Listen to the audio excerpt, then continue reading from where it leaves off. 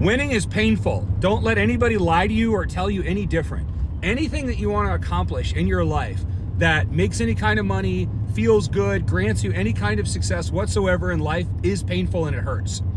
And so let's take a basic thing like something like getting in shape. Let's say you want to get in shape, and so very easily, you know, you're going to have to eat in a calorie deficit, so you're not going to be able to go eat out with your friends, you're not going to be able to go drinking, you have to get 8 hours of sleep a night. Let's say you're going to have to hit the gym 4 or 5 days a week, you're going to have to take your supplements, you're going to have to say no to people wanting you to party, and you're going to have to be very disciplined. So that process hurts. That's why there's so few people that are in shape. Want to know why there's so few people that make a really good living and are really wealthy? Well, people won't like that I say this, but okay, those same people are, when it's 4 or 5 o'clock, they're not clocking out. They are going home to check their emails to do what they have to do for work and staying on top of stuff. Yes, you can be abused by a company. You can work too much and have them take you for granted and not make as much because you're actually working more hours than what you're being paid, but then it's on you to change the place that you work.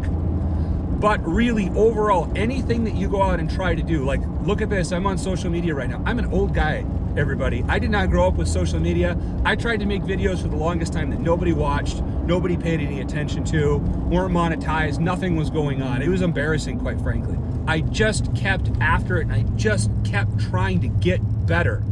And now, in 18 months, I've got over 100,000 followers. It's probably not a lot of success to some other people. Some people get 1 million views a month, no problem. They're a lot better at this than me. But I'm trying to get better all the time. And anything that you do where you're trying to improve all the time is going to be painful. It's going to require you to fail constantly.